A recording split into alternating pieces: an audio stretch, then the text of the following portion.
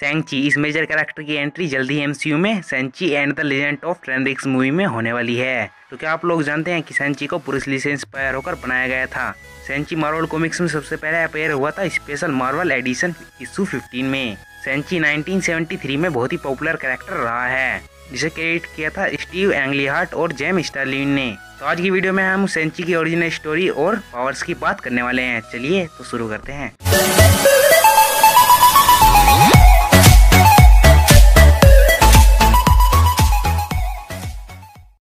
तो कहानी की शुरुआत होती है सेंची से, जहां वो बहुत सारे लोगों की पिटाई कर रहा होता है और लास्ट में बस एक सुमो ही बचता है। वो सुमो सेंची से कहता है, भले ही तुम हमें हरा दो और हमारे मास्टर फुमांचो तक कभी नहीं पहुंच पाओगे।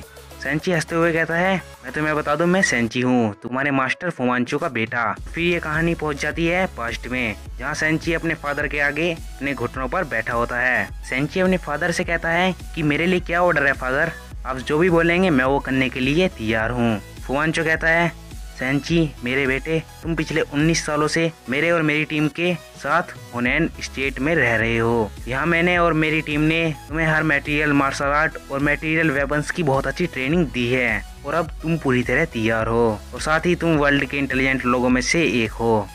तुम एक लिविंग वेपन हो और मैं तुम्हें तुम्हारे पहले मिशन पर भेज रहा हूँ। पर मैं इससे पहले तुम्हें बता दूं कि मेरा एक ही मकसद है, इस पूरे वर्ल्ड में शांति लाना और इसे और बेहतर बनाना। और इस काम में कुछ लोग अपनी जबरदस्ती टांग अड़ा रहे हैं, तुम्हें उन्हें ही रास्ते से हटाना है। उनमें से ही एक है डॉक्टर पीटरी, जिसे तुम्हें मारना है क्योंकि मोस्ट इविल मैन है। और इसके बाद सेंची अपने मिशन पर निकल जाता है और वो अपने मन में ये जरूर सोचता है कि उसके मास्टर ने उसे सिखाया है कि किसी को मारना सबसे बड़ा अपराध है।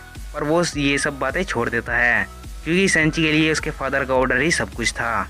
और फिर सेंची डॉक्टर पीटरी के घर में घुस जाता है और जब सेंची डॉक्टर पीटरी को देखता है तो वो एक 90 साल का बूढ़ा इंसान था जो ठीक से चल फिर भी नहीं सकता था। और डॉक्टर पीटरी की आंखें खुलते ही सेंची को उसके फादर का ऑर्डर याद आ जाता है और वो एक हिट में ही डॉक्टर पीटरी को मार डालता है। पर जैसे ही सेंची वहाँ से जाने लगता है तभी उसे कोई रोकता है। वहाँ पर एक और बूढ़ा आदमी सेंची पर गन पॉइंट करे बैठा था और उस बूढ़े आदमी का नाम सर डेनिस था। सर डेनिस सेंची पर चिल्लाने लगते हैं। सर डेनिस कहते हैं, तुम लोगों ने डॉक्टर पीटरी की लाइफ बर्बाद कर दी और अब उन्हें चैन से मरने भी नहीं दे रहे हो। पर इसके बीच में ही सेंची सर डेनिस के हाथ पर एक किक मारता है और सर डेनिस के हाथ से गन नीचे गिर जाती है। सर डेनिस सेंची की ऐसी स्पीड देखकर चौंक जाते हैं। वो सेंची से कहते हैं, क्या तुम फुमांचो के आदमी हो? इस पर सेंची कहता है, मैं सेंची हूँ, फुमांचो का बेटा, और मेरे फादर का एक ही सपना है, इस वर्ल्ड को और बेटर बनाना।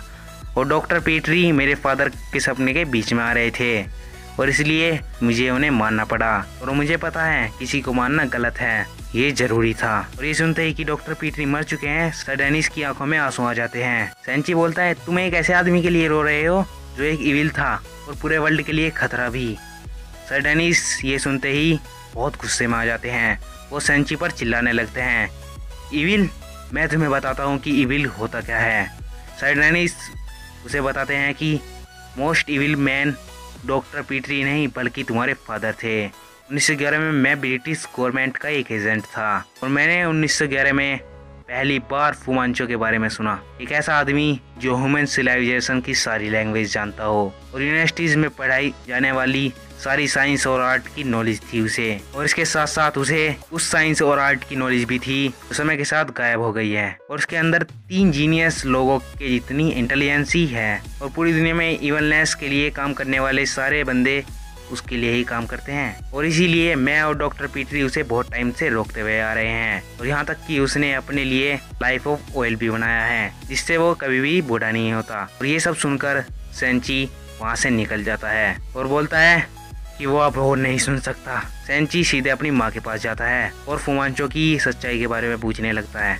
उसकी माँ उसे वही बताती है जो सर डेनिस ने सेंची को बताया था। तो फिर हमारी कहानी प्रेजेंट टाइम में पहुंच जाती है, जहाँ पर सेंची अभी भी उस सुमो को पीट रहा था। और सुमो को हराने के बाद सेंची जाता है अपने फादर के पास। फुमांचो सेंची से कहता है, पहले उसे बस चाइना पर कब्जा करना था पर अब उसके पास लाइफ ऑफ ऑयल है, इसकी वजह से वो कभी भी बूढ़ा नहीं होगा और इसलिए मैं पूरी दुनिया पर कब्जा करूंगा। सेंची गुस्से में बोलता है, तुम पागल हो, ठीक है, अब जब भी हम अगली बार मिलेंगे तो एक दुश्मन की तरह। और इसके बाद सेंची वहाँ से चला जाता है और ये इशू यहीं पर ख़त्म हो जाता है। और अगर हम सेंची की पावर्स की बात करें तो सेंची हर तरह के कम्बैट में मास्टर है, यहाँ तक कि उसे सारी तरह के वेपन्स चलाने आते हैं। और कॉमिक्स में उसे एक और पावर दी गई है जिससे वो अपने डुप्लीकेट्स भी बना सकता है और उसके डुप्लीकेट सेंची की तरह ही फाइट करेंगे। एंड मूवी में हमें फुमांचो नहीं बल्कि फुमांचो की जगह मूवी का विलन अब मेंडलिस होने वाला है, जिसका रोल कर रहे हैं टोंग लीग्यू। और सेंची के रोल में हमें दिखने वाले हैं एक्टर सिमिलू। तो अब देखना ही है कि मूवी में सेंची की ओरिजिन स्टोरी कॉमिक से इंस्पायर होती है या नहीं। तो आप लोगों का क्या ओपिनियन है हमें नीचे कमेंट में जरूर बताइएगा। एंड वीडियो अच्छी लगी तो लाइक मार दो इस वीडियो को एंड अपने दोस्तों में भी शेयर कर देना। और अगर आप लोगों ने मेरे चैनल को अभी तक सब्सक्राइब नहीं किया तो चैनल को सब्सक्राइब कर लो। तो मिलते हैं हमारी नेक्स्ट वीडियो में, तब तक के लिए bye and thanks for watching. Like you, be strong to hold the powers of the sun.